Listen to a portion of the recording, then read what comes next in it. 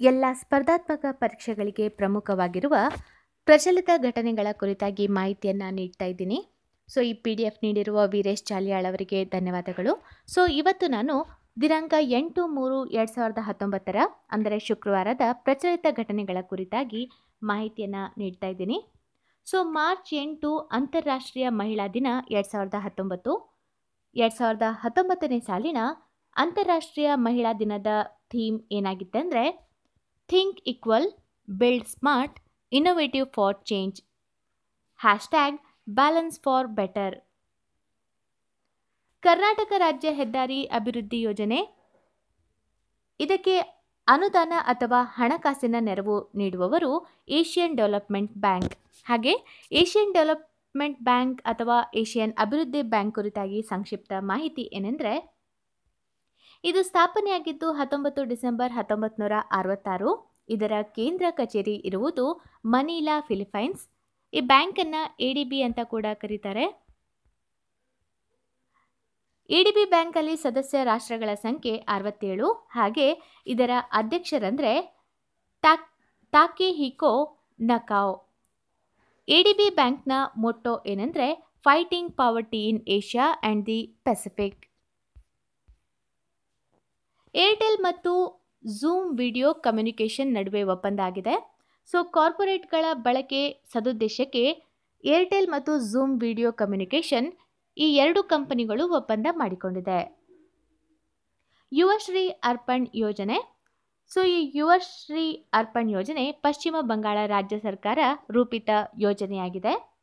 IIT ಅಥವಾ ಇತರೆ polytechnic ಸಂಸ್ಥೆಗಳಿಂದ ಹೊರಬಂದ 50,000 ವಿದ್ಯಾರ್ಥಿಗಳಿಗೆ ಈ ಒಂದು ಯೋಜನೆ ಅಡಿಯಲ್ಲಿ ರಾಜ್ಯದ MSME ಇಲಾಖೆಯಿಂದ ಸ್ವಂತ ವ್ಯವಹಾರ ಕೈಗೊಳ್ಳಲು 1 ಲಕ್ಷವರೆಗೆ ಆರ್ಥಿಕ ನೆರವು ನೀಡುವುದು ಈ ಯೋಜನೆಯ ಉದ್ದೇಶವಾಗಿದೆ.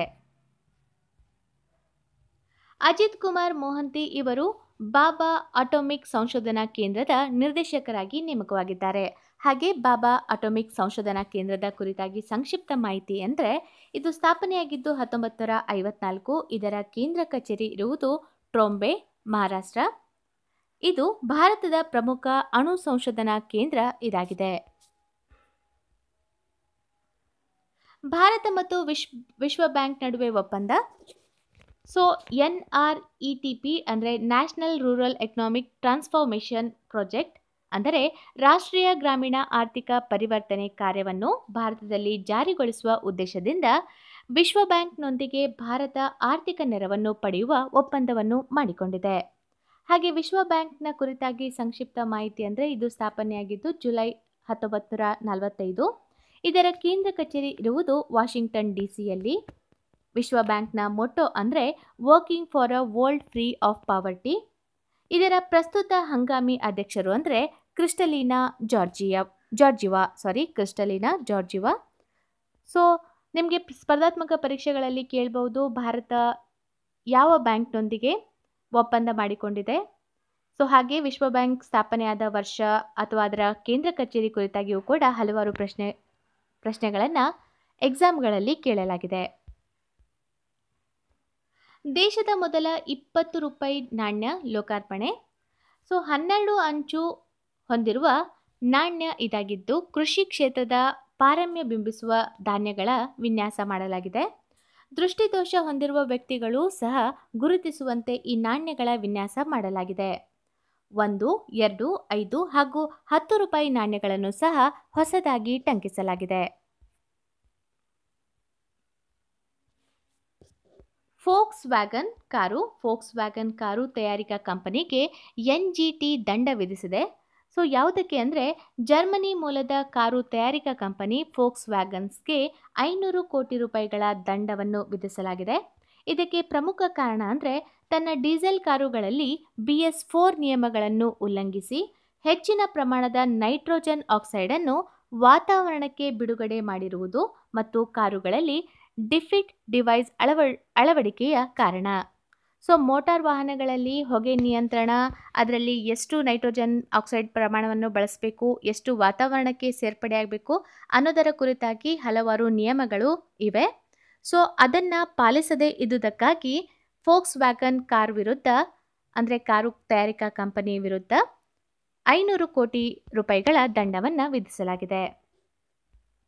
ನ್ಯಾಷನಲ್ ಗ್ರೀನ್ ಟ್ರಿಬ್ಯುನಲ್ ಅಂದರೆ ರಾಷ್ಟ್ರೀಯ ಹಸಿರು ನ್ಯಾಯಾಧಿಕರಣ.